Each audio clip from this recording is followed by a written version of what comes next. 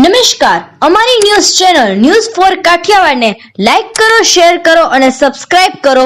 News for Kathiyawad. નમસ્કાર.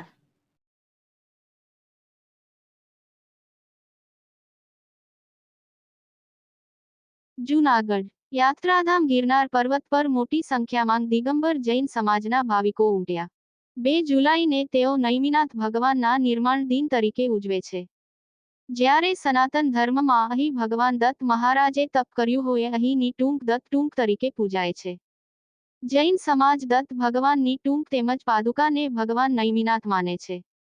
આજે દિગંબર જૈન સમાજ દ્વારા નિર્વાણ લાડુની વિધિ દત્ત ટૂંક પર કરવા મોટી સંખ્યામાં સમાજ ઉમટી પડે છે. તંત્ર દ્વારા ગિરનાર સીડીના પહેલે પગથીએ વિધિ કરવાની પરવાનગી આપવામાં આવી હતી. હાલ આ જગ્યા બાબતે કોર્ટ મેટર ચાલતી હોય દત્ત ટૂંક પર વહીવટી તંત્ર દ્વારા મનાઈ કરવામાં આવી હતી. મોડી રાત્રિથી જૈન સમાજ ખૂબ મોટી સંખ્યામાં ગિરનાર પર ચડ્યો હતો. કોઈ ઘર્ષણ કે વાદ વિવાદ ના થાય તે માટે ચુસ્ત પોલીસ બંદોબસ્ત, ડીવાયએસપી સહિતનો પોલીસ કાફલો ગિરનાર સીડી પર.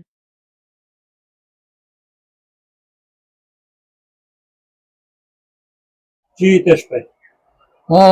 હિતેશ સંઘવી, પ્રમુખ સ્થાનકવાસી જૈન સંઘ જુનાગઢ. આવતીકાલે જુનાગઢમાં ભવનાથ તળેટીમાં દિગંબર જૈન સમાજના બહારથી આવેલા, કારણ કે જુનાગઢમાં દિગંબર જૈન સમાજના 2 જ ઘર છે માત્ર, બહારથી આવેલા દિગંબર શ્રદ્ધાળુઓ સરકારશ્રીના આદેશ અનુસાર નીચે પેલા પગથિયા પાસે સવારે 4:45 વાગે નિમનાથ ભગવાનના નિર્માણ મહોત્સવમાં લાડુ ચડાવશે અને ચોખા વિધિ કરશે. સરકારશ્રીનો આદેશ છે અને કાયદાને માન આપવા માટે થઈને અને સરકારશ્રીના નિયમને કોઈ પણ જાતની કાયદો વ્યવસ્થામાં ભંગ ન થાય એ માટે થઈને દરેક શ્રદ્ધાળુઓને અમે પણ વિનંતી કરી દીધી છે કે ભાઈ જુનાગઢની અંદર અમે શાંતિથી રહીએ છીએ, એક મગની 2 ફાળ છીએ, એટલે સૌ શાંતિથી આ કાર્યક્રમ પતાવશો.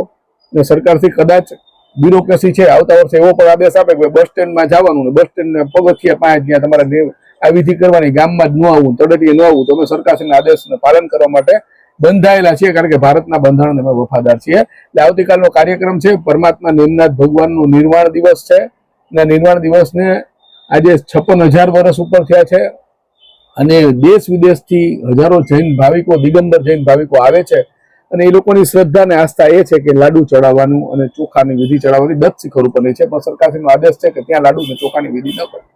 એટલે પગથિયા ઉપર આવતીકાલે શાંતિથી કરવામાં આવશે. કોઈ જાતની, કોઈ જૈન છે એ અહિંસાના પૂજારી છે, કોઈ જાતનું ઘર્ષણ થવાનું નથી. કોઈ એવી ભય અફવા કે કોઈ માનતા હોય તો એ વાત ખોટી છે. જય જીનેન્દ્ર. જૂનાગઢમાં ગિરનાર પર આવતીકાલના નિર્વાણ લાડુનો જે ઉત્સવ છે તે અંતર્ગત જૂનાગઢ જિલ્લા પોલીસ દ્વારા 180 પોલીસ કર્મીઓ, 21 પોલીસ સબ ઇન્સ્પેક્ટર, 8 પીઆઈસી અને 1 ડીવાયએસપી આ પ્રકારે બંદોબસ્ત રાખવામાં આવેલો છે અને તમામને પ્રોપર સૂચનાઓ આપવામાં આવેલી છે. આ બ્રીફિંગ દરમિયાન યાત્રાળુઓ સાથે શાંતિ અને સૌહાર્દપૂર્ણ પરંતુ મક્કમતાથી એસડીએમ શ્રી દ્વારા જે જાહેરનામું બહાર પાડવામાં આવેલું છે કે ધાર્મિક લાગણી ઉશ્કેરાય એ પ્રકારની કોઈ પણ વસ્તુઓ લઈ જવા ઉપર જે પ્રતિબંધ લાદવામાં આવેલો છે. તો અંબાજીની જે ચેકપોસ્ટ છે ત્યાં કમંડલપુરનો ગેટ, આ બંને જગ્યાએ પોલીસ દ્વારા 100% ચેકિંગ ફિસ્કિંગ કરવામાં આવશે અને તેમાં આવી કંઈ પ્રતિબંધિત વસ્તુઓ હશે તો તે દૂર કર્યા બાદ દર્શન માટે જવા દેવામાં આવશે. પરંતુ પોલીસ દ્વારા કાયદો અને વ્યવસ્થાનું પાલન થાય તે માટે પૂરતા પ્રમાણમાં છે એલર્ટનેસ પણ રાખવામાં આવશે. આ દરેક જગ્યાએ ગોરખનાથ, અંબાજી, આ ઉપરાંત કમંડલપુરનો ગેટ અને પાસમીટુ આ તમામ જગ્યાએ છે એ પ્રાઇવેટ વિડીયોગ્રાફર પણ રાખવામાં આવેલા છે. બોડી ઓન કેમેરા પણ રહેશે. સાથે સાથે એસઆરપીની એક કંપની પણ રાખવામાં આવેલી છે. આથી હું મીડિયાના માધ્યમથી પણ તમામને અપીલ કરું છું કે નામદાર હાઈકોર્ટની ગાઈડલાઇન મુજબ શાંતિપૂર્ણક છે એ દર્શન કરવામાં આવે. જો કોઈ વાતાવરણ દોડવાનો કે અન્ય કોઈ ઇસ્યુ ઊભો કરવામાં આવશે તો તેમના વિરુદ્ધ છે કાયદેસરની કાર્યવાહી કરવામાં આવશે.